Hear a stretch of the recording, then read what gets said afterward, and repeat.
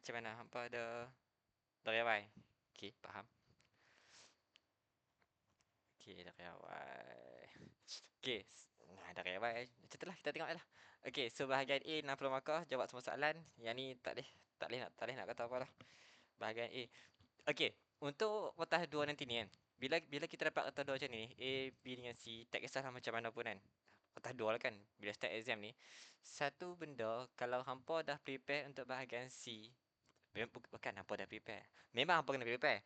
Tapi satu benda lah, bila kita ataupun bila nak dekat exam nanti kan, bila orang dah pakat spot tajuk apa yang nak keluar, tajuk apa yang nak keluar ni kan. Satu benda, kalau otak hampa masih lagi fresh, bahagian C ni kan, try buat dulu bahagian C sebelum hampa start buat bahagian A. Dia benda ni dia tak kisah pun. Dia ikut orang jugalah. Cuma bahagian C ni sebab dia ada prosedur yang hampa kena tulis, dia ada eksperimen kan. So bila eksperimen ni hampa akan lebih terdesak untuk nak hafal prosedur. So benda yang hafalan ni, benda yang hampa kena hafal, bila exam dah 2 jam lebih, hampa dah start penat. Takut hampa cepat lupa pasal prosedur ni. Tapi so di sini nak kata, so kalau hampa risau benda tu berlaku kat hampa, jawab prosedur ni. Kerana jawab prosedur bermaksud jawab bahagian C ni dulu. Nanti ni masa dalam exam, hampa akan dapat atas kajang. Yang atas kajang tu hampa boleh susun sendiri. Yang mana duduk atas, yang mana duduk bawah. So jangan risau sangat pasal soalan hampa tu tak ikut urutan. Jawab dulu bahagian C, lepas tu nanti ni jawapan tu letak belakang sekali. Macam tu. Tapi test je lah kan untuk hampa. Kalau hampa rasa hampa memang nak fokus bahagian A, and then hampa nak fokus macam biasa kan. So buatlah bahagian A dulu, tu baru B tu C. Tak masalah. Cuma apa kena ingat lah. 20 markah bahagian C ni banyak juga sebenarnya. Banyak pun, memang banyak pun. Okay, tak apa, start adik bahagian A. So bahagian A, soalan satu. Masuk soalan macam biasalah. Kena tahu tajuk ni pasal apa, baru hampa tahu otak hampa tu nak pergi ke mana. So sekarang ni bila kita tengok jadual satu menunjukkan 3 jenis bahan buatan. Masuk bahan buatan, tahulah tajuk mana yang keluar kan. Bukan tajuk mana keluar, tajuk mana yang hampa belajar dulu ni. So barulah hampa boleh start fikir. Okay, jawapan tu mesti dalam tajuk tu juga. Dia tak boleh lari merata. Tapi bahagian ni kita faham lah bila masuk bahagian bahan buatan industri ni, tak ada benda lain dah kecuali hampa memang kena ingat. Konkrit tambah dengan keluli, apa apa nama dia? Yang ni memang kena hafal. Konkrit, keluli, jawapan dia konkrit diperkukuhkan. So apa kena ingat macam tu lah. Bukan dah ingat macam tu lah, tapi hampa faham lah kan? Tajuk menghafal ni, ada orang cara menghafal dia link dia link. And benda tu cikgu tak boleh nak, bukan cikgu tak boleh nak tolong ke apa ke. Tapi even cikgu pun so far cikgu tak boleh nak cerita apa cara cikgu hafal. Sebab cikgu dah lupa benda ni. So benda ni mungkin hampa kena tengok balik lah. Hampa kena tengok balik cikgu-cikgu link punya cara. Macam mana nak hafal. Konkrit dengan keluli. X tu apa dia? Konkrit ibu kukuhkan. Ini kalau kat bawah ni, ceramic yttrium barium. Tambah dengan apa datang ni? Ada satu je. Ceramic yttrium barium cuprum oxida. Datang ni, nama dia apa? Hampa kena ingat je lah. Superconductor. Tapi superconductor ni, clue dia dekat sini lah. Membuat elektromagnet atau supermagnet di dalam pemecut zarah. Nampak je elektromagnet dalam tajuk bahan buatan ni, terus kita akan tengok superconductor. Sebab dalam tajuk ni, kalau cakap pasal magnet je, superconductor je lah. Tak ada benda lain lah.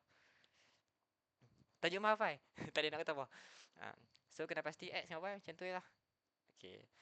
Nyatakan bahan metrik dan bahan pengukuh yang bentuk bahan X. Metrik yang soalan satu ni tak ada benda lah rasanya. Soalan satu ni bukan tak ada benda. Mahafai, mahafai. Sat, cikgu nak tukar website ni.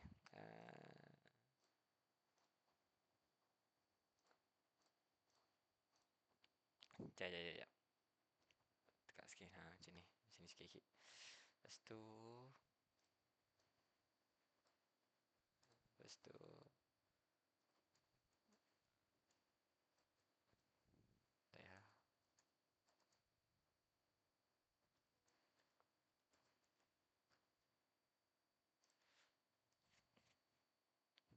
Sat noh. Sekadar nak tunjuk je lah. Buku teks tak ada. Sebenarnya ada tak? Tak ada.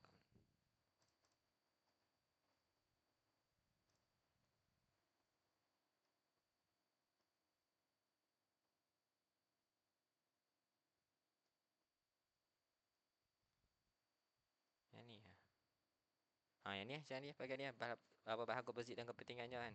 So untuk bahan komposit kita akan tengok ada dua benda. Sat. Mana dia? Baik.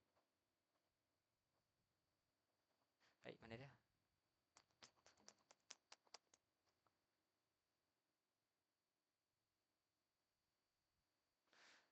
Payah kau tengok nota ni. Sat.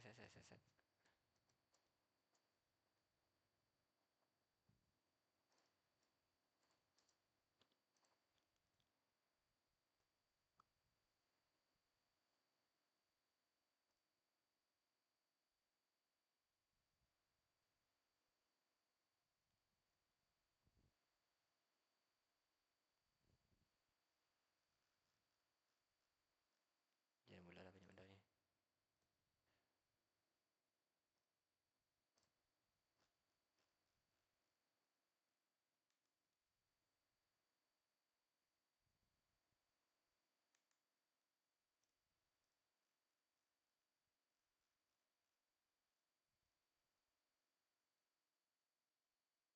Yang ni. Yang ni bawah dah kat sini.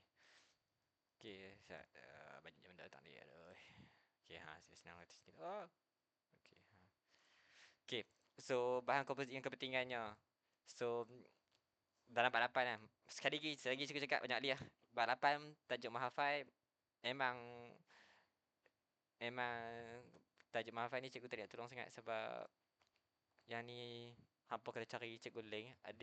Cikgu-cikgu lain ni, mereka ada cara untuk nak hafal. Kadang-kadang, kita ada akronim, kita ada, ya kan, lagu-lagu apa semua tu kan. Kalau dekat lagu cepat nak hafal, selalunya macam tu lah. Tapi, bahagian ni pun cikgu tak boleh nak tak boleh nak tolong hampa hafalkan, tapi nak memahamkan tu insya-Allah boleh. Bahan komposit ni kalau bahasa Inggeris kan, komposit maksudnya kita gabung dua benda. So komposit tu kita gabung apa benda? Kita gabung bahan matrix and kita akan gabung bahan pengukuh. So bahan matrix ataupun bahan komposit ni adalah satu bahan baru yang dihasilkan daripada dua benda. And dua benda tu kita akan label sebagai matrix dengan pengukuh lah. So contoh sekarang ni kita ada kayu. Kayu tu adalah contoh bahan komposit sebab kita ada lignin tambah dengan gentian selulosa. Dua benda ni gabung jadilah kayu. So, apa kesan dia?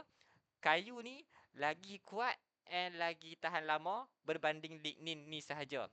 Macam tu je lah.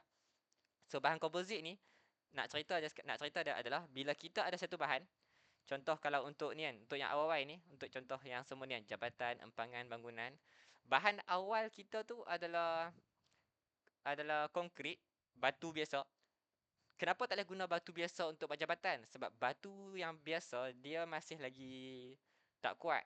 So dia dia still rapuh, dia senang pecah apa semua tu lah. So batu macam tu kalau buat untuk jabatan tak boleh, tak sesuai lah. Kereta banyak lalu, pecah terus jatuh, tak sesuai. So apa yang kita boleh buat? Kita boleh kukuhkan dia dengan kita akan tambah bahan pengukuh lah. So kita ada bahan yang asas, batu yang asal tadi ni, konkrit tu. Tapi kita tambah dengan jaring-jaring dawai. Kalau hampa boleh tengok construction, dalam bangunan rumah kita tu akan ada besi tembus dekat dinding dia tu. Kenapa ada besi tu? Besi tu bertindak sebagai bahan pengukuh. So, batu, konkrit tu tambah dengan besi, terhasillah satu benda dinamakan sebagai konkrit diperkukuhkan. So, yang tu lah idea kepada bahan matrix tu lah. Kepada bahan komposit tu lah. And bahan komposit macam tu lah. Ada banyak yang hampa kena ingat. Cuma yang kelakarnya dalam buku teks dia cerita tak banyak pun. Dia cerita 5 benda. Tak, dia cerita 5 benda. Okey. Tak apa, tak ada benda lawak kat sini. Memang 5 ni je lah yang hampa kena ingat. Untuk 8.4 lah. So, konkrit bukan kita ada konkrit dengan keluli. Kita ada kaca gentian. Plastik tambah dengan kaca. Gentian optik, plastik dengan gentian kaca. Kaca foto antara kaca dengan ni. Dalam benda ni hampa kena ingat sahaja. So bila hampa ingat yang ni, insya-Allah hampa punya soalan ni pun hampa boleh jawab. Amin lah.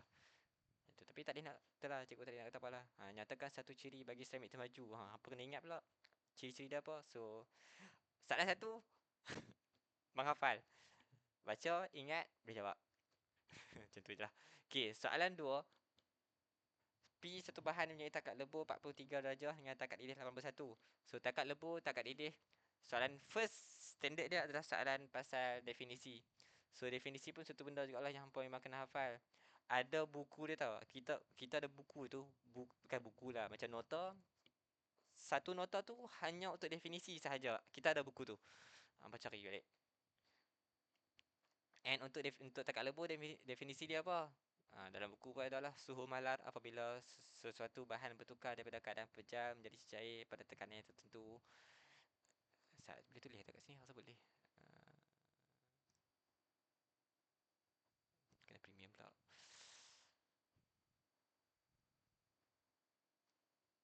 Aduh. Sekejap.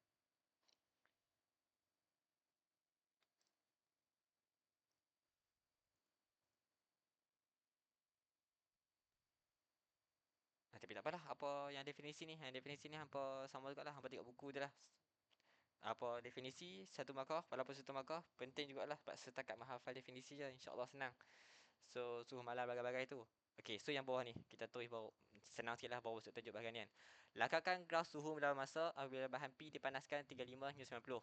Okay. Lakarkan graf suhu melawan masa. Always kena tengok balik pasal takat lebur kat takat didih. Okay, takat lebur berapa, takat didih berapa. So, satu teknik yang kita boleh guna. Kita boleh... Bukanlah nak teknik. Tak ada idea nama dia apa. Tapi contohnya macam je lah. Okay, kita tekat lebur, kita tekat didih. And dia minta kita panaskan 35 sampai 90. So, daripada suhu 35 sampai 90, macam mana graf tu terbentuk lah kan. So, kita belajar. Kita standard belajar. Graf yang terbentuk ni, kita akan belajar biasanya macam ni lah. Apa, graf tu dia akan macam naik straight, betul naik macam ni. Tapi tak semestinya sebab kadang-kadang dia boleh jadi macam ni. Dia boleh ada dua line yang straight ni. Ataupun tiba-tiba dia boleh menurun. Macam tu kan. So macam mana kita nak tahu graf dia tu macam ni ke, ataupun graf tu macam ni saja ke, ataupun graf tu macam ni saja ke kan.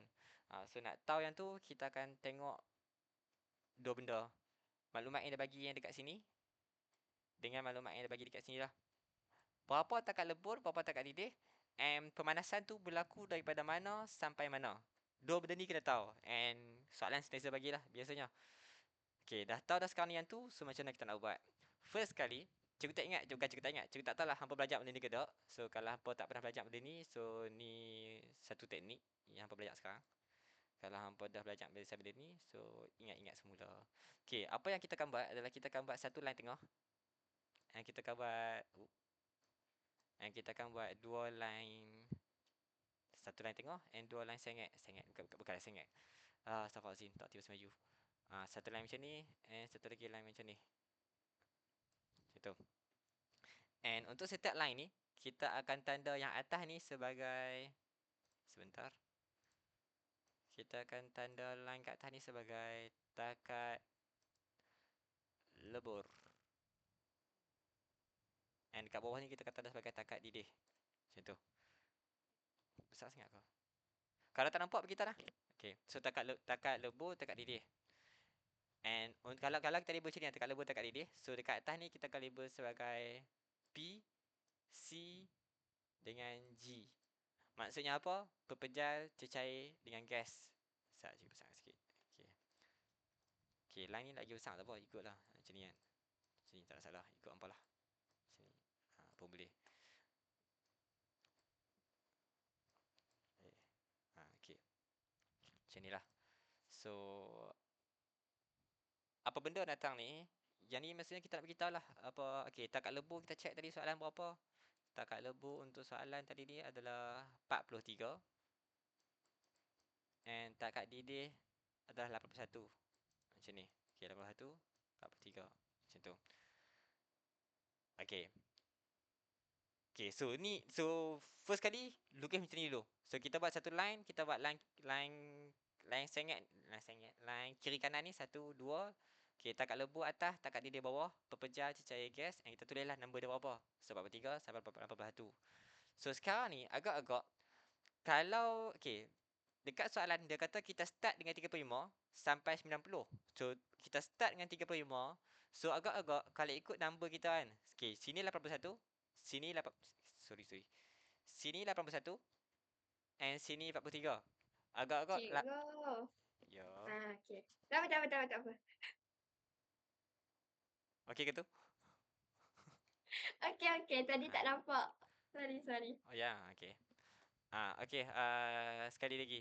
Okey, kita dah lukis dah macam ni. Kita lukis untuk takat didih kat bawah ni 81 and kita label untuk yang takat lebur 43 kat sini. And sekarang ni dia kata kita start kita start dengan 35 darjah ni. So agak-agak 35 darjah ni ada dekat mana? Sini 81, sini 43. So 35 darjah tu akan ada dekat sini lah. So maksudnya 35 darjah tu lebih kurang dekat sini, 35 darjah. Sebab bawah kan paling tinggi. Berdasarkan yang kita label, 81 kat bawah, 43 kat atas. So 35 tu logik lah. Atas dari sini lah maksudnya. Faham tak? Kau dah jauh sangat.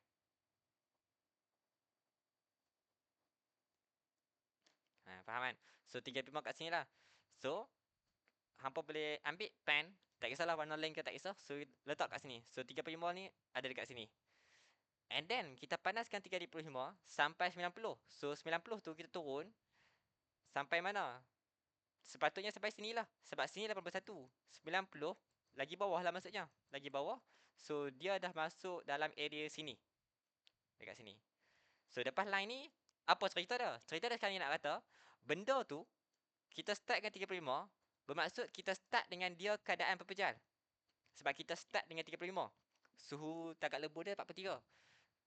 So kita start semasa pepejal.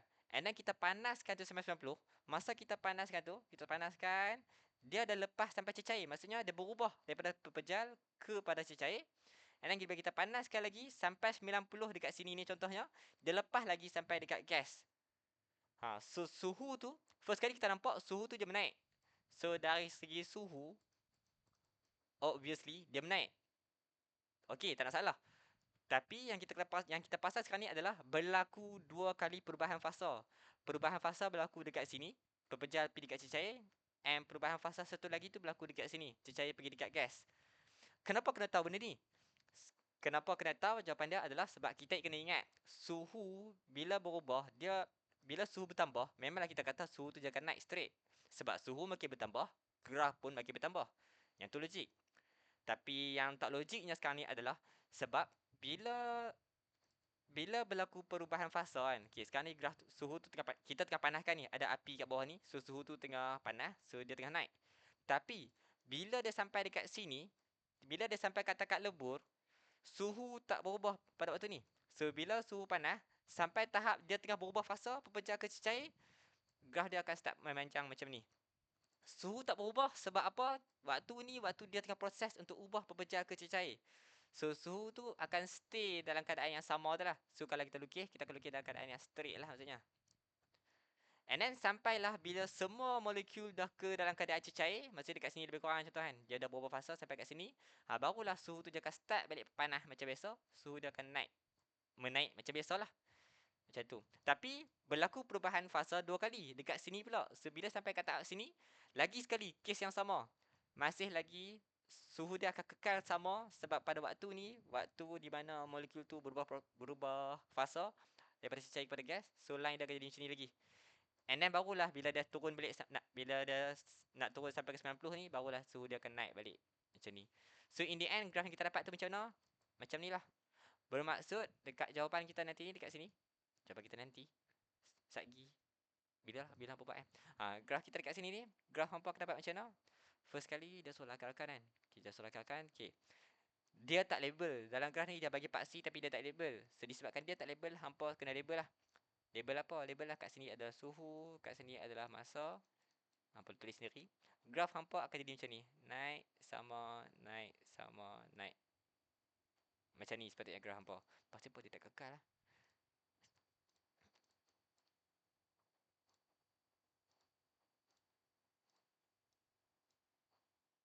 Okay, faham. Okay, so hampa kena label lah. Hampa label sekarang ni suhu dekat sini. Hampa suhu lah. Nak label suhu, cara nak label macam mana? Suhu, koma, darjah Celsius. Satu lagi cara, suhu kurungan darjah Celsius. Ikutlah mana-mana. Lepas tu masa kurungan, kalau masa dia bagi macam mana? Bukan bagi macam mana? Ikut tengok soalan dulu. Soalan dia beritahu tak apa-apa. Ni lah soalan dia. Soalan dia tak kata pasal masa. So kalau dia tak kata pasal masa, tak ada masalah. Bubuh je apa-apa. Kita boleh bubuh saat, tak ada masalah. Saat lah S. Sebab kalau lukis graf, lukis tadi kita kata lah kan. Naik dulu, lepas tu straight, naik dulu, lepas tu straight, lepas tu naik. Settle kah? Belum. Label sekali tarik ke sini. Tarik macam ni, and tarik macam ni untuk yang line sama tu. Bagi tahu berapa nilai dah. Tadi ni kita start tadi 47 dengan 81. Macam tu je lah. Betul? 43, sorry 43. 43, 43, 43.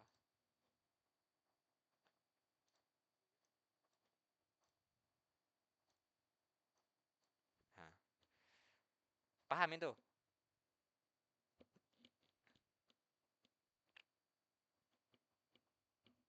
Okey kau? Masa tak payah tulis. Sebab masa kita tak tahu. Masa dekat bawah ni, kita tak tahu pun macam mana. Masa yang dekat sini, kan? Dekat sini, berapa. Tak payah tulis. Sebab apa? Sebab kita tak tahu pun. Kenapa kita tak tahu? Sebab dalam soalan dia tak bagi. Dia setakat kata suhu tu dipandangkan 35-90. Tapi tak ada maklumat yang dia bagi untuk nak bagi tahu masa tu daripada 0 saat sampai 10 saat. Dia tak bagi tahu. So disebabkan dia tak bagi tahu, tak apalah. Tak apalah, tak payah. Tak payah pun. So just ni tu lah. Biarlah. So dah segi lakaran graf macam tu lah, siap. Macam tu je. So habis. Dari segi pemakahan, okey. Pemakahan walaupun hampa bukannya pemeriksa, tapi sebagai student kita kalau kata hampa tahu cara marking lagi better sebab hampa bila hampa tahu cara marking hampa tahulah hampa boleh sedaklah kat mana yang hampa hilang markah kan. Okey, untuk graph marking dia adalah cara pemakahan dia adalah paksi berlabel dengan unit. Maksudnya hampa kena label ni, hampa bagi tahu suhu dengan unit yang betul. Masa dengan unit yang betul akan dapat satu markah.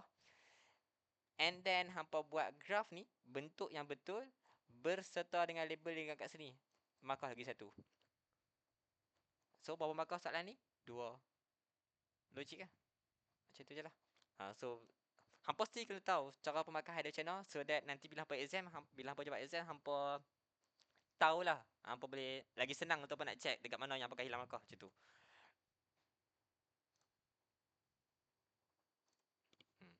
Okay. Next. Lukiskan susunan rajah pada 30 and 90. Okey, 30 dan 90. 30 macam mana, 90 macam mana. Tengok balik yang dekat kita buat kat sini tadi lah. Kita tengok balik dekat sini. Benda ni, graf ni, benda ni simple tapi banyak benda yang kita boleh guna tau daripada graf ni bila kita buat. So, tajuk-tajuk yang pasal suhu takat lebur bagan ni, kalau boleh buat dah datang ni. Allah. Sat. Padam balik. Okay. Okay, so tadi 30 kat mana? Dekat sini. 90 kat mana? Kat sini. So, soalan tadi ni dia kata, lukis susunan rajah bahan P tu pada 30 and pada 90. Dekat 30 tadi dekat sini. Sini 30. 30 ni dekat mana? Dekat kawasan yang mana? Dekat kawasan P, iaitu dekat kawasan pepejal. So, bila kawasan pepejal. Astagfirullahaladzim. Bila kawasan pepejal, bermaksud lukisan hampa tu pun mestilah dekat pepejal. Faham lah kan? So, nak lukis macam mana? Okey. Nak lukis pasal molekul pepejal ni, mungkin banyak cerita. Mungkin hampa dengar lain, mungkin hampa dengar banyak cerita lah kan, faham lah kan. Biasalah cikgu yang hampa belajar tu ramai. So mana satu yang betul? Biasanya semua betul, tak ada masalah. Bila hampa nak lukis tu, tapi cikgu sarankan macam ni lah. Jangan buang masa hampa untuk melukis seumpama hampa ni orang yang berseni. Hampa orang yang berseni, hampa orang kreativiti, hampa orang yang kreatif, tahu. Tapi janganlah lukis macam ni. Jangan lukis tu maksudnya, jangan lukis sampai hampa penuhkan kotak yang dia bagi, jangan. Jangan, tak perlu pun. Walaupun hampa ni orang yang kreatif, tapi sekarang ni sekarang ni kita jawab kimia and kimia kreatif tu insya-Allah tak perlu lebih-lebih pun. Bila nak lukis untuk pepejal, cukup hampa tunjuk yang sub-atom tu, atom-atom tu duduk rapat. Rapat macam mana? Cukup sekadar macam ni saja. 1, 2, 3, 4, 5, 6, 7, 8. Allah Ta'ala, tu tak rapat. Alamak, okey, start sekali lagi. 1, 2, 3, 4, 5. Cukup macam ni pun tak apa. Senang, lebih kurang lah kan. Sorry lah, kita guna mouse. So, huduh sikit. Tapi macam ni lah maksudnya. Maksudnya, tak perlu untuk hampa nak lukis daripada hujung bucu sampai hujung bucu. Benda tu menyusah. Benda tu tak menyusahkan. Tapi, memanjangkan masa hampa untuk jawab exam yang tak lama pun. 2 jam je tu tak lama kan. So, cukup macam ni je pun, kita akan terima. Okay. Tapi, teknik dia, apa teknik sebenar dia nak lukis molekul ni? Teknik dia, untuk lukis bahagian yang pepejal, bila hampa buat hampa punya atom tu, make sure ada bentuk segitiga. Bentuk segitiga tu macam mana? Bentuk segitiga tu, kalau hampa perasan dekat sini, kan, contoh lukisan ni, hampa nampak segitiga tu macam ni. Ada 3 atom yang tersusun macam segitiga. Dekat sini pun ada lagi. Macam ni. Dekat sini pun ada juga satu tengah-tengah ni. Bila hampa boleh lukis, bila hampa lukis pepejal and hampa dapat bentukkan segitiga macam ni, kita akan terima jawapan tu sebagai jawapan lengkap lah. Nak lukis macam ni tak ada masalah. Hampa nak lukis straight line macam ni, hampa bukan straight line. Hampa nak lukis bentuk petak macam ni, tak ada masalah. Boleh je. Kita tak marah. Tapi daripada lukis 4, baik lukis 3. Kan? So lagi cepat kan? Tak ada lagi cepat tapi lagi senang lah bagi cikgu. So 1, 2, 3. Okey, dah ada segitiga dah. Boleh lah. Tapi tambah lagi lah. Macam mana tambah lagi macam buat macam ni. 1, 2, 3, 4, 5. Bagi ada 3 layer. Layer 1, layer tengah, layer bawah. Settle, cukup.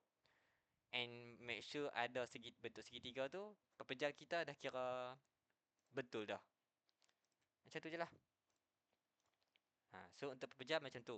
And then untuk 90 pula, check balik graf yang kita lukis tadi ni. 90 dekat mana? Dekat sini, dekat bahagian gas. So dekat bahagian gas, nak lukis macam mana? Lagi mudah. 1, 2, 3. 3 atom. Kalau boleh lah, kalau boleh hampa buat je 3 atom. And 3 atom tu betul-betul duduk jarak. Settle, dapat. Macam tu je lah. Untuk lukisan partikel. Macam tu je lah ni. Tak ada apa dah. Tak ada apa dah. Kutu lah kot. Untuk bahagian lukisan ni. Nak lukis-lukis susunan zarah ni. Macam tu je lah. Next. Habis lah soalan tu. Soalan tu pasal yang ni. Tak silap. Bab 2. Ni. Okay. Skip. Terus ajak base dengan karam. Tadi dah suruh ajak semua. Saat ni asal pun.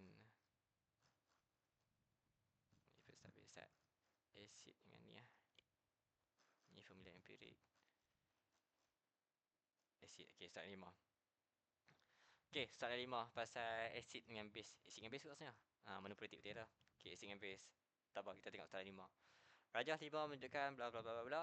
2 jenis acid, acid X dengan acid Y. So, ada 2 jenis acid yang berbeza. Apa dia tu clue dia? Clue yang pertama dekat sini. Tak ada highlight. Clue yang pertama ada dekat sini. Ni mana apa ni? Ni mana hitam? Sekejap, mana kuning? Mana kuning? Okay, clue yang pertama dekat sini. Acid monoprotic and pH dia adalah 4.8. Monoprotic. Yang dekat bawah ni pula, clue dia lagi kat mana? Diprotic and pH dia 1.0. Monoprotic, diprotic. Monodi macam mana tu? Kecil tau. Monoprotic and kita ada satu lagi. Diprotic. Macam biasalah, still lah benda ni kalau hampa ingat alhamdulillah. Kalau hampa tak ingat, kena bagi ingat. So monoprotic ni apa dia, diprotic ni apa dia untuk acid. So untuk acid ada banyak. Acid ada banyak. Kita ada HCl, kita ada HNO3, kita ada H H2SO4, kita ada H3PO4, banyak. Banyak lah sebenarnya, banyak. Kita ada lagi lah CH3COOH, ada banyak. Semua ni asid. Tapi asid ni kita akan pecah kumpulan dia tu. So kita belajar, kita ada monoprotik, kita ada diprotik, and satu lagi kita ada triprotik, satu lagi. Okay lah. Tapi kita tengoklah untuk mono dengan di. So apa itu mono, apa itu diprotik? Monoprotik. Mono kat depan ni maksudnya satu. Bermaksud mana-mana asid yang akan pecah untuk jadi satu ion hidrogen. Itu dikira sebagai monoprotik. Contoh untuk HCl ni, kalau kita pecahkan ion dia, kita akan dapat H plus tambah Cl minus. Kalau kita pecahkan equation dia lah, persamaan dia, HCl ni boleh pecah jadi 1 H plus dengan 1 Cl minus. 1 H plus, so dia ni tergolong dalam monoprotik. Okay, HNO3. Kalau kita pecahkan asid ni, sama juga H plus tambah NO3 minus. H plus 1 dengan NO3 minus pun 1. 1 H plus dekat sini, so dia ni pun termasuk dalam monoprotik juga. H2SO4, kalau kita pecahkan dia, dia akan jadi 2 H plus tambah SO4 2 minus. Disebabkan untuk H2SO4 ni, dia ada dua. Dia ada dua dekat sini. Dia ada dua yang terhasil. H2SO4 termasuk dalam golongan diprotik. So tu beza dia. Mono HCl ni akan hasilkan monoprotik ni adalah asid tu akan hasilkan satu ion ataupun kita kata satu molekul H+. Diprotik ni dua akan menghasilkan dua ion ataupun dua molekul H+. Ayat yang sebenar je ataupun definisi yang lagi better dia adalah menghasilkan dua molekul ion H+ lah sepatutnya macam tu. Tapi faham lah maksudnya. Dah hasilnya dua kat sini. Kalau triprotik maksudnya apa? Tiga lah. Contoh untuk H3PO4 ni macam tu. So so macam tu. Monoprotik, diprotik, kita ingat macam tu. Soalan first standard je definisi yang pengen sendiri. Apa maksud asid? Tengok sendiri. Apa ni bahan yang akan mengion dalam air menghasilkan ion hidrogen, apa tulislah full satu markah. Kenal pasti asid Y. So dia kata kat sini asid Y menggunakan asid Y yang merupakan asid diprotik dan nilai pH dia 1/0, and dia suruh kenal pasti. Maksudnya hampa kena fikir apa sahaja asid dalam dunia yang hampa belajar yang dia tu adalah diprotik. And untuk kita, diprotik asid ni satu je yang dalam dunia. Bukan ada banyak dalam dunia. Tapi untuk level kita, diprotik ni satu benda je. Dia ni je. So sebut je diprotik, always dia ni sahaja contoh yang kita akan ingat. And H2SO4 ni nama dia apa? Asid sulfurik. Satu je. Satu je yang hampa belajar selama hampa duduk. Selama hampa belajar form 4 sampai form 5, diprotik ni satu je. Dia ni je, asid sulfurik. So sebab itulah soalan berani tanya. Kenal pasti asid Y. Dan asid Y tu diprotik, satu je jawapan dah. Asid sulfurik. Tapi, okey. Mana satu yang pernah jawab? Adakah hampa kena jawab dekat sini? Adakah hampa kena jawab dekat sini? Adakah hampa kena jawab U? Adakah hampa kena jawab U? Ya. Saksikan. Adakah hampa kena jawab asid sulfurik? Ataupun adakah hampa kena jawab dalam bentuk simbol H2SO4? Sorry, cikgu tak boleh nak kecilkan dua tulisan macam ni kan. So mana satu? Adakah hampa kena buat asid sulfurik ataupun hampa kena tulis H2SO4 sahaja? Jawapan dia adalah bergantung kepada soalan. Kalau soalan dia tulis namakan, hampa kena tulis nama penuh. Tapi sekarang ni soalan ni dia just kata kenal pasti. Soalan just cakap pasal kenal pasti asid. So hampa dibenarkan untuk tulis nama penuh ataupun tulis yang ni, ataupun tulis simbol dia, tak ada masalah. Cumanya nak kata hati-hati kalau soalan sebut nama akan asid, tulis nama penuh, jangan tulis nama panggilan. Faham lah maksud cikgu kan. So untuk kes kat sini, dekat sini tak ada masalah, hampa boleh tulis jawapan dia sebagai H2SO4, tak ada masalah. Kalau dia minta nama kan, pokok putih nama penuh asid sulfurik macam itulah. Okey, cerita yang ni. C. Kedua-dua asid X dengan Y, kedua-dua asid X dengan Y mempunyai kepekatan yang sama. Tapi kenapa pH dia berbeza? Sekarang ni, seorang tu, asid X tu, dia monoprotik, nilai pH dia 4.8, and lagi seorang tu diprotik, pH dia 1.0. Tapi kepekatan depa ni sorry. Kepekatan depa ni adalah sama. Agak-agak sebab apa? So, satu benda kita boleh kata H lagi banyak, boleh, tak ada masalah. Bukan boleh, tak ada masalah, memang pun. Tapi ingatlah, bila nak jawab soalan macam ni, soalan dia suruh jelaskan mengapa, dia suruh kita cerita kenapa, soalan tanya pasal mengapa, bagaimana, bila, tak kisahlah tu kan. Always tengok markah dulu. Markah kita sekarang ni ada 3. Bermaksud hampa kena cari banyak idea lah. Hampa cari idea. And idea tu berapa banyak? Ada 3 idea yang hampa kena cari untuk dapatkan 3 markah. So, bila kita cakap H banyak ataupun point yang pertama lah kan. Point yang pertama, tarik kat sini lah. Point yang pertama, satu, kita nak cakap pasal H tu banyak. Maksudnya kita nak cakap yang acid Y tu lagi banyak daripada acid X sebab Y tu diprotik. Boleh, baru satu markah. Mana lagi 2? Dia situ lah. Dia situ lah. Hampa kena cari lagi idea tu. Betul dah. Yang ni betul dah. Hampa dah jumpa dah idea yang pertama ni. Tapi mana idea kedua, mana idea yang ketiga.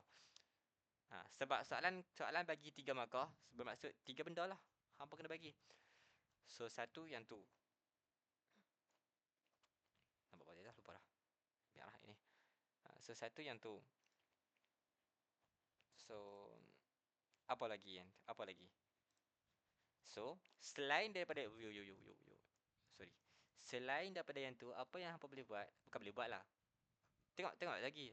Okay, acid X monoprotik, acid Y diprotik. Boleh. Okay, tak ada masalah. Apa lagi benda yang kita belajar masa acid dengan base ni yang akan menyebabkan pH dia berbeza walaupun kepekatan dia sama? Ada dua yang kita belajar. Satu dari segi diprotik monoprotik. Satu lagi ni adalah benda tu berkenaan dengan kuat dengan lemah. Yang ni lagi satu yang kita bercakap. Apa kaitan kuat dengan lemah dengan pH? Okay. So, ni cerita dah. Okay, sebelum kita tengok ni, kita tengok pasal ni dulu. Pasal pH dulu. Okay. pH ni datang apa? pH ni adalah skala untuk nak tentukan banyak mana H plus tu wujud. Tulisan, sawak Zim. Okay, pH ni adalah skala nak tentukan berapa banyak H plus wujud dalam satu bekas air tu. Macam tu lah. So, contoh kalau dia check, okay, dalam bekas air ni ada 100 H plus. So, disebabkan 100 H plus, pH dia akan jadi 2. Contoh lah kiranya. Tapi kalau ada 1000 H plus, pH dia akan jadi 1. So skala tu macam tu lah. Lagi rendah nilai pH, lagi banyak ion H plus yang ada dalam air tu. Tu idea dia. Yang cikgu cerita sekarang ni adalah bahasa budak-budak. Bukan bahasa budak-budak. Bahasa, kita kata bahasa pasar lah untuk kimia ni. Kalau soalan tanya apakah itu pH, jawapan nerd dia tu adalah tu. Skala yang menentukan bilangan air yang berbagai tu. Tapi untuk kita nak faham, pH ni apa dia? pH ni adalah satu skala yang nak bagi tahu berapa banyak H plus yang ada. Tu bahasa budak-budak dia. So, kalau ada 100 H plus, pH dia 2. Kalau 1000, pH dia 1. Kalau ada 10,000, pH dia boleh jadi kosong lah. Bergantung lah kan. Ada cara dia kita boleh kira. Tapi secara idea dia macam tu. Lagi banyak H plus yang wujud, lagi rendah nilai pH dia. Macam tu. So, sekarang ni bila kita tengok dekat soalan, nilai pH 4.8, nilai pH kat sini 1.0. So, betul lah yang kita kata tadi ni. Disebabkan nilai pH kat sini 1, dekat sini 4.8, kita nak kata sekarang ni, ya, acid Y ada H plus yang lagi banyak daripada X. Sebab pH Y lagi rendah daripada pH X. pH Y ada 1, pH X 4.8. So, lagi rendah pH, lagi banyak H+ yang ada, bermaksud asid Y lagi banyak H+ tu. Betul lah tu. Tapi, ada dua faktor, atau bukan faktor lah, ada dua benda yang menyebabkan H+ ni bertambah dan berkurang. Satu adalah dari segi monoprotik, diprotik ni, monodi tu. Yang kedua adalah dari segi kuat dengan lemah. Kuat dengan lemah akan menyebabkan jumlah H+ ion yang terhasil tu berubah. Sama ada banyak ataupun sikit.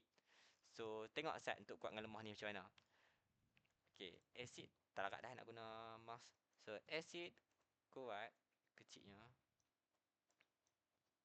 Okay, asid kuat ni dari segi bahasa dia, adalah asid yang Sekejap.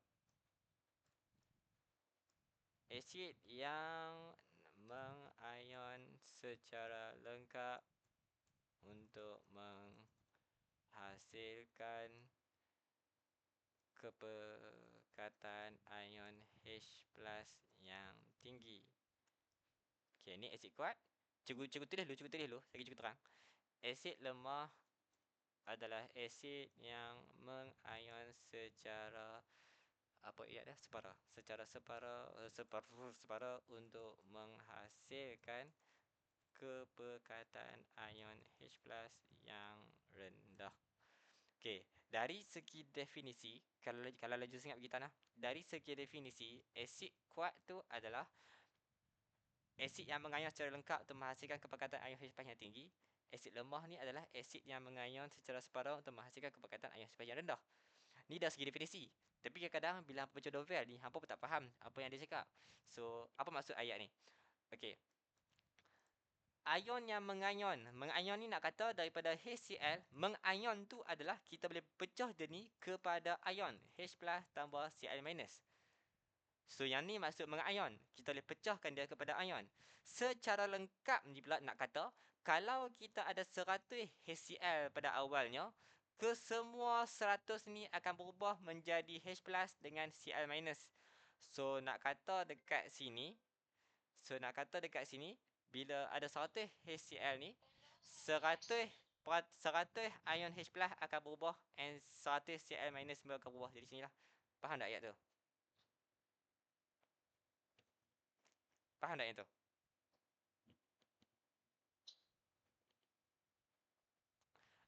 Okey, sekali lagi. Sekali lagi. Kita ulang. Sekali lagi. Sekejap. Tarik. Okey, contoh kita tengok untuk HCl lah. Okey, kita ada HCl.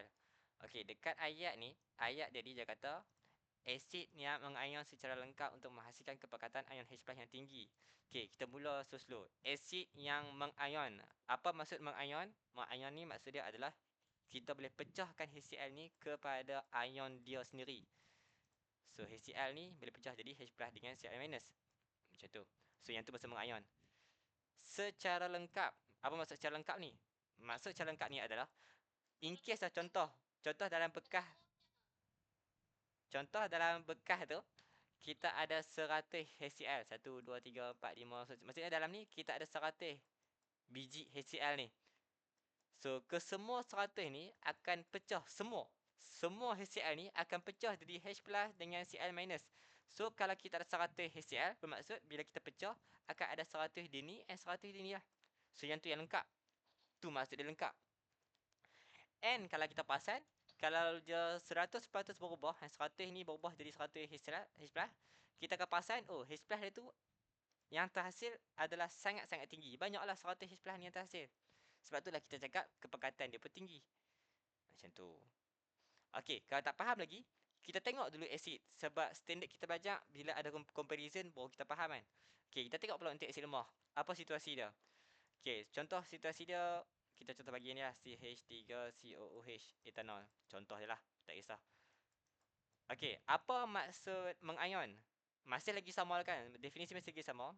Mengion ni maksudnya, dia akan berubah menjadi ion. So, untuk kes ni, dia akan berubah jadi ion H+ dengan CH3COO-. Dia berubah dah jadi ion? Ya, dia berubah. Dia berubah jadi ion sekarang ni. H plus dengan CH3COO minus ni. Semua ion tu betul lah. Tapi mengion secara separa. Tadi ni lengkap. Tadi ni lengkap. Tadi ni lengkap. Tadi ni lengkap. Tadi ni lengkap. Sekarang ni dia separa. Apa maksud dia?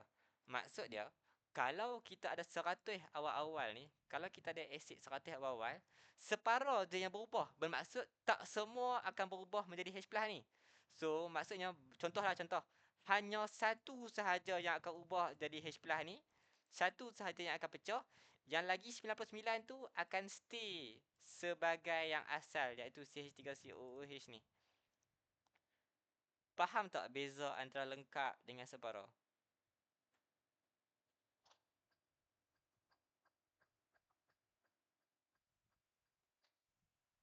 Ha. Okay lah. So, apa kesan dia? Kenapa beza, kenapa lengkap dengan separa ni? Apa kaitan dia lah? Bukan kaitan macam, apa implikasi dia lah. Implikasi dia adalah, kalau dia berubah secara lengkap, kita tengok H plus yang terhasil tu banyak. Sebab itulah kita kata tinggi. Maknanya secara separa ni, kalau kita perasan, satu je H plus yang terhasil, bermaksud kepekatan dia tu jadi rendah. So that's why lah kita kata kepekatan ion H plus dia rendah. Sebab tak banyak pun asid H plus tu terhasil. Macam kalau yang asid kuat banyak, ada 100, tapi asid yang lemah satu je, so tak banyak. Bermaksud H plus yang wujud tu sikit je lah. So yang ni lah yang kita akan sebut untuk jawapan kita yang dekat sini. Sebab apa? Sebab kita cakap dah, pH bergantung kepada jumlah H plus. Kalau H plus tinggi, pH rendah. So kalau kita tengok untuk contoh, kalau kita tengok untuk contoh kat sini, kalau asid kuat, bilangan H plus dia akan jadi banyak, bermaksud untuk asid kuat, pH dia akan turun. Tapi untuk asid lemah, disebabkan H dia jadi sangat-sangat sikit, pH dia akan jadi tinggi. So tu kaitan dia. Kaitan antara asid kuat lemah dengan nilai pH adalah yang tu. So bila tengok soalan kat sini, asid X 4.8, asid Y 1.0. Agak-agak sepedia asid kuat. Jawapan dia adalah asid Y. Sebab asid Y pH dia lagi rendah. X tu lagi tinggi. So itulah point kita yang kedua dekat sini. Mana? Kat sini. Nah, tak apa, kita balik lah. Jauh dulu sangat lah. Okay, kita balik. So, point yang pertama, kita boleh cakap, jawapan untuk soalan kat sini. Jawapan untuk soalan yang ni, markah pertama, kita boleh cakap, kepekatan ion hidrogen ataupun apabila dalam bentuk simbol untuk asid Y adalah tinggi, adalah tinggi daripada asid X. Dapat satu markah. Markah yang kedua pula apa dia? Bagi tahu lah yang pasal yang lemah kuat tu. Siapa dia yang lemah? Kita cakap lah asid X ialah asid lemah, manakala asid Y adalah asid kuat. And then yang ketiga, beritahu lah kesan dia. Beritahu, biasanya kalau kita beritahu pasal lemah dengan asid kan, point yang kedua kita beritahu definisi dia tadi ni. Asid X akan mengion secara separa dalam air, tetapi asid Y akan mengion secara lengkap dalam air. Dapat 3 point, dapatlah 3 markah. Macam ni lah. Tapi untuk nak tulis kat sini, janganlah tulis 1 2 3. Hampa gabung je lah ayat dia. Macam ni lah kepekatan ini yang ni. Tutup, kau tutup, titik, sambung, asid ni dah apa? Titik, sambung. Macam ni lah jawapan yang hampa akan tulis dalam sini. And hampa akan dapat 3 markah tu. Satu soalan je panjang cerita. Macam itulah. Boleh kau jawab dalam point? Boleh nanya. Untuk subjektif, betul tak? Untuk subjektif, untuk soalan subjektif bahagian A ni, boleh nak tulis dalam point. And kita sarankan sebenarnya untuk hampa tulis dalam bentuk point kat sini ni.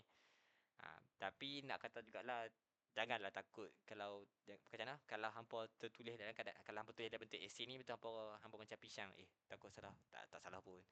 Sebab kalau hampa perasan, cara yang sama kita tulis dalam bentuk point, jawapan dia sebiji je macam kita tulis dalam bentuk ayat.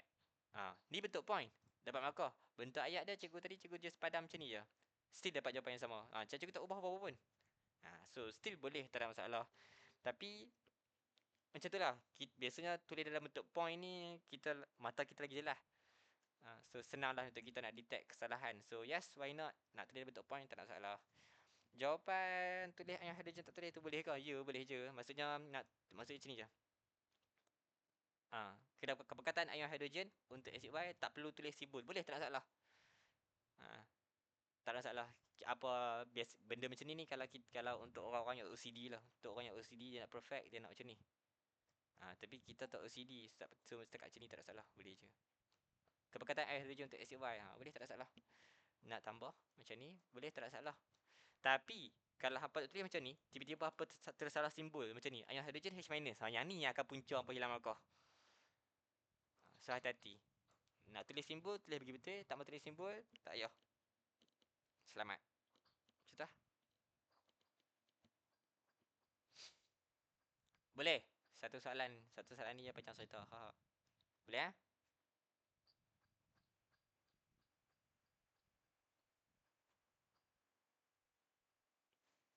Okay. Soalan D. Sekarang kau apa dah? 9.30. Okay. Apabila sorry. Apabila 0.5 mol zinc karbonat ditambah kadar asid Y yang berlebihan, pembuakan berlaku. Hampa ni lah pembuakan yang apa. Dengan menggunakan asid Y yang dinyatakan dekat 5B, yang kita beritahu tadi ni, iaitu kita cakap pasal H2SO4. Sorry, ni. Tulis persamaan kimia yang berikut. First sekali, zinc karbonat dah kena tahu dah macam mana nak tulis formula kimia.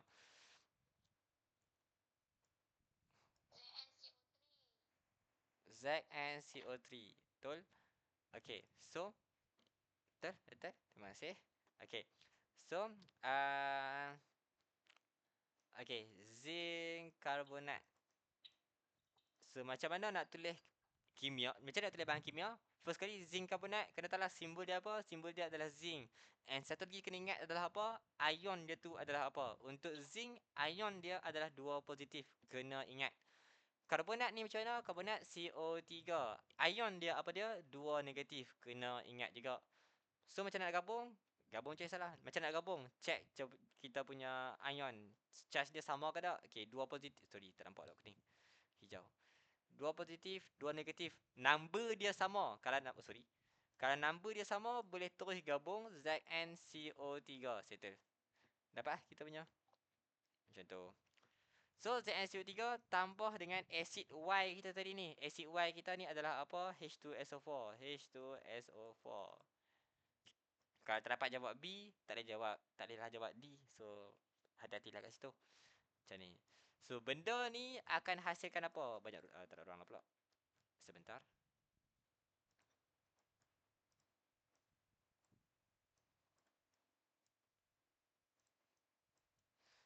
Aku nak ubah.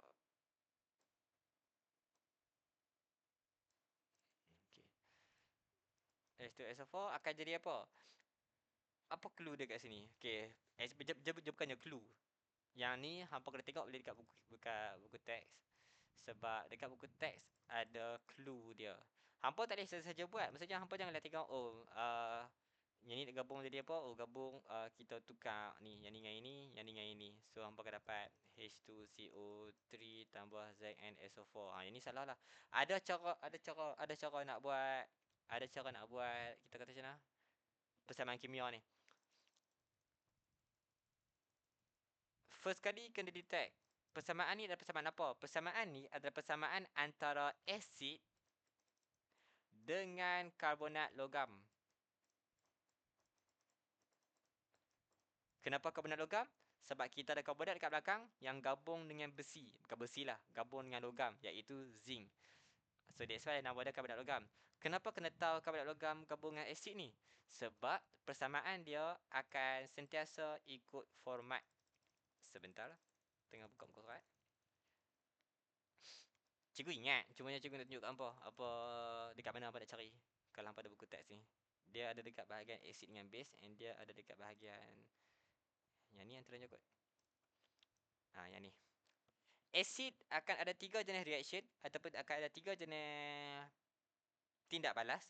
Kalau acid tambah dengan base akan jadi garam dengan air. Kalau acid tambah dengan logam reaktif akan hasil garam dengan gas hidrogen. Acid tambah dengan karbonat logam akan sentiasa hasilkan garam tambah air tambah gas karbon dioksida. Yang ni satu benda yang kena ingat. Ada banyak ni ya. Satu benda kena ingat. Actually ada banyak benda kena ingat. Haha. Antaranya yang ni ikut soalan. So bila hampa kena pasti dulu acid tu tambah dengan apa? Sebab acid boleh tambah dengan 3 jenis, and 3 jenis tu akan menghasilkan bahan yang berbeza. So untuk kes kat sini kita gabung dengan zinc karbonat, bermaksud kita gabung dengan bahan yang karbonat logam lah. Kita gabung dengan karbonat logam. So bila kita tahu tu kita tengok, okey, oh karbonat logam ni dia akan hasilkan apa? Garam tambah air tambah karbon dioksida. So hati-hati kat situ. So kita dekat sini. Okey, cara nak buat dia macam mana? Okey, walaupun dalam buku dia kata garam tambah air tambah karbon dioksida, garam tu apa kita tak sure, kita tak tahu garam tu apa. So abaikan garam dulu. Tulis dulu air. Tulis dulu H2O. Tulis dulu gas karbon dioksida. Yang ni kita tahu je kan. So kita tahu je, so tak nak salah. So apa yang tinggal? Kat sini. Apa yang tinggal? So kalau kita tengok tukar yang ni lah. Tukar yang ni jadi apa? Tambah tebal sikit. So kalau kita perasan, apa yang tinggal? H2O. H2 dah guna dah. O kita dah guna satu. So daripada 3 dah jadi 2. And then CO2 kita guna semua. Maksud kita dah guna dah CO2 kat sini. Apa yang tinggal? Tinggal zinc, tinggal SO4. Yang tu je lah yang kita akan gabung. Sec N SO4. Siap persamaan. Tu je lah nak ya. Tak susah, dia tak susah pun. Standard lah bila cikgu cakap tak susah. Faham je kan. Dia tak susah pun. Tapi dia susah sebab berlupa. Saya bawa sini. Uyo. Apa jadi ni? Alamak. Balik. Pak. Okay.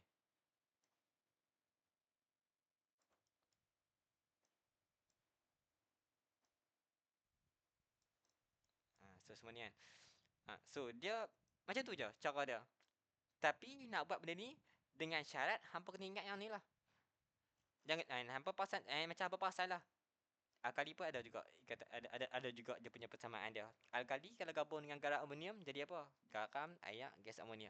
H2O, NH3. Apa kena ingat juga. Macam tu lah. So nak jawab soalan macam ni, kenal pasti dulu persamaan tu adalah persamaan antara apa dengan apa. Sekarang ni acid dengan karbonat logam. So jawapan dia macam kita buat tadi ni. In case kalau soalan ubah, dia kata acid ditambah dengan magnesium. Magnesium ni logam sahaja. Masuklah pula dekat atas ni. Acid tambah logam reaktif. Dia jadi macam mana pula? Oh, akan dapat gas hidrogen. And then yang selebihnya macam tu pula lah. Just nak kata sekarang ni adalah benda ni lah yang kena, benda ni lah dia yang kita nak guna untuk jawab soalan ni. Sorry, soalan ni. Macam tu. Okay, bawah. Hitung isi padu gas yang terhasil pada keadaan bilik. Yang ni macam biasalah. Clue yang perlu tengok dekat mana. Keadaan bilik. Yang dia tanya adalah suhu isi padu gas. Tapi kat sini Alhamdulillah dia bagi dah dekat sini 24. Okay lah, tak apa. Tapi standard lah. Nak cari isi padu, Nak cari isi padu gas kat sini maksudnya apa? Hampa kena tahu bilangan mol. Macam mana kita nak tahu bilangan mol kat sini? Dia bagi dekat sini. Okay, tapi dia tanya apa? Dia tanya sekarang ni, dia tanya isi padu untuk gas yang terhasil. Berdasarkan kita punya equation persamaan ni, mana gas kita? Sat, nak padam balik. Bukan. Mana padam? Ni. Padam lah tu, tak apalah.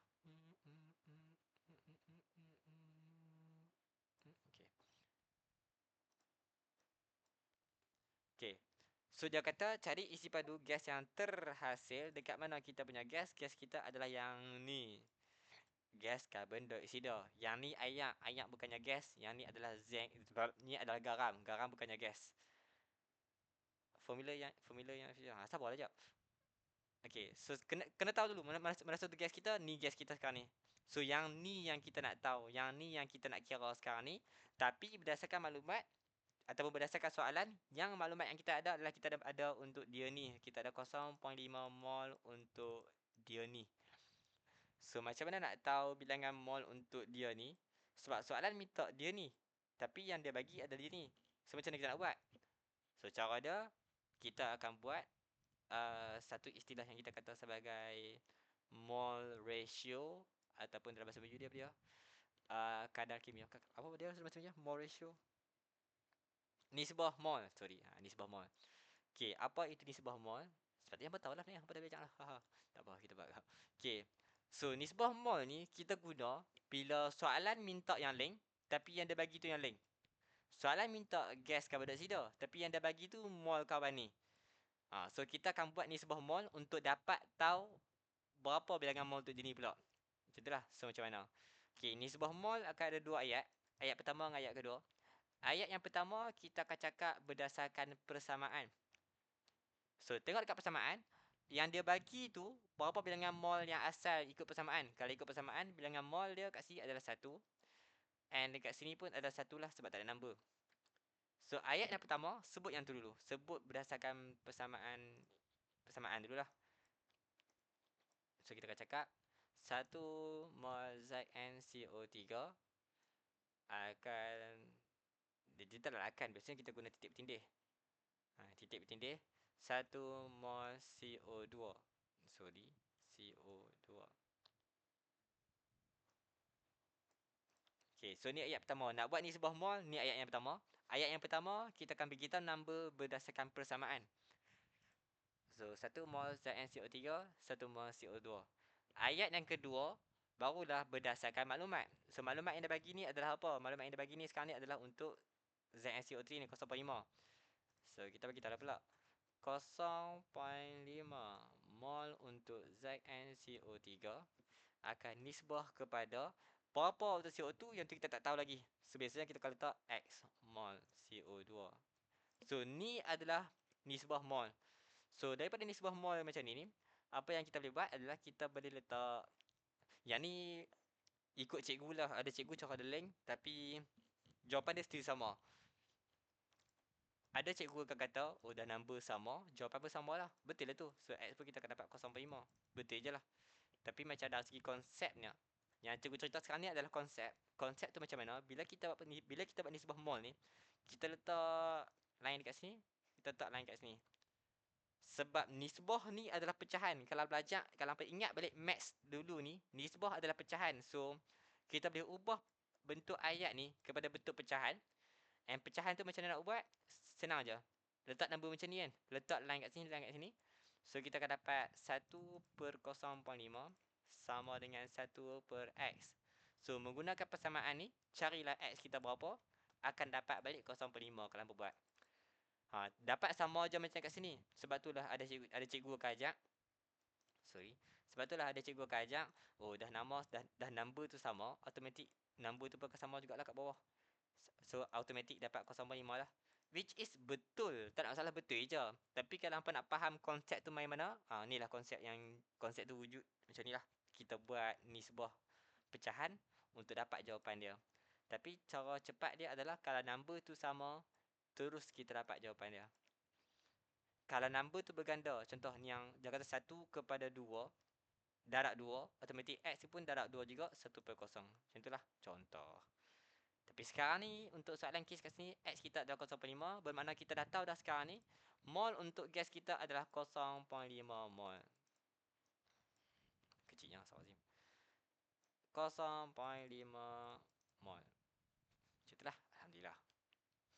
So, sekarang ni, guananya ataupun hampa okey dengar jelas ke?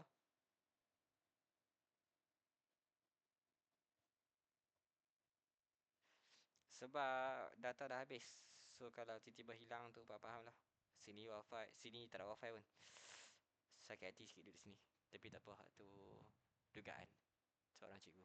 Okay, so kita ada dekat sini 0.5 mol dekat sini ni. So macam mana nak dapat apa yang soalan dia minta tadi ni? Soalan minta pasal isi padu gas kan.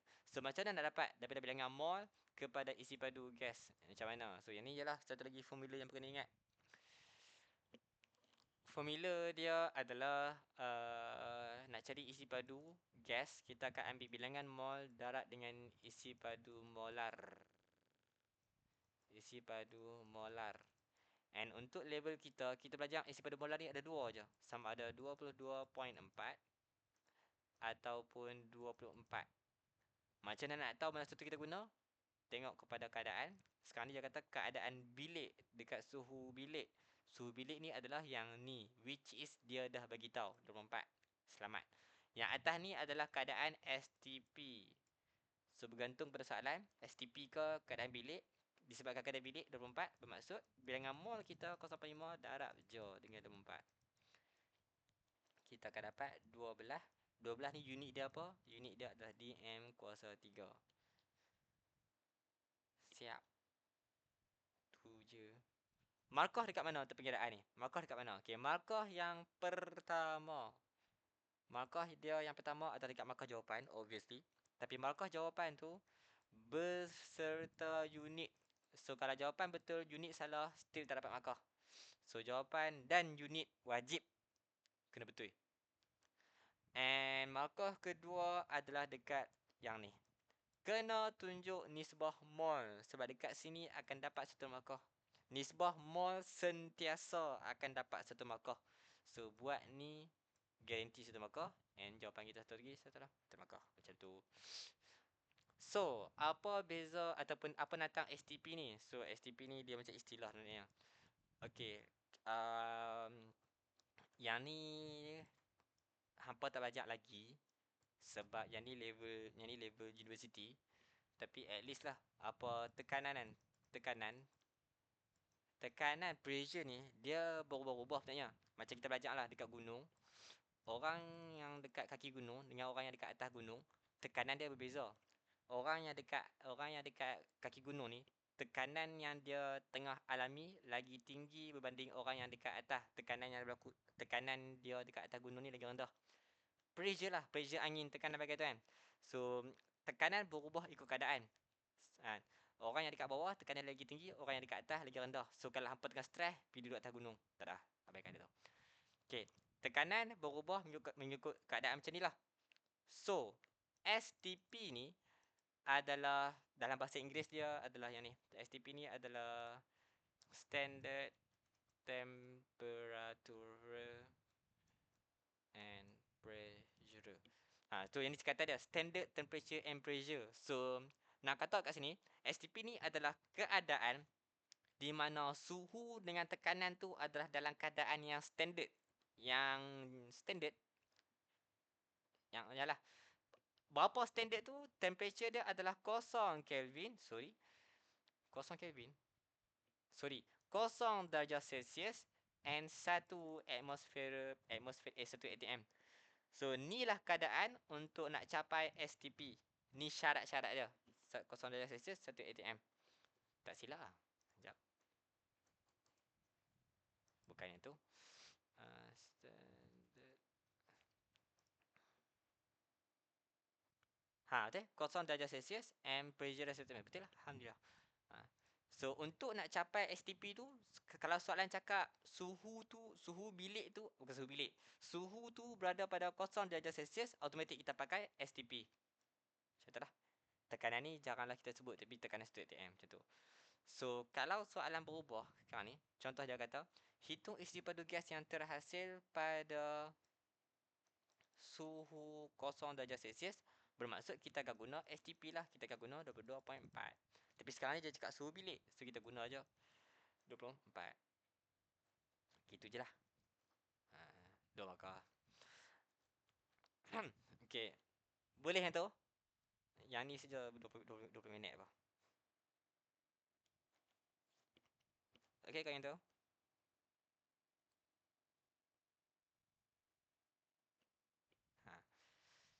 Okay, last soalan untuk malam ni sebab tak payah lama-lama. kena buat link nanti. Bila tak tahu. Soalan mana yang nak tengok? Satu soalan je, lagi panjang.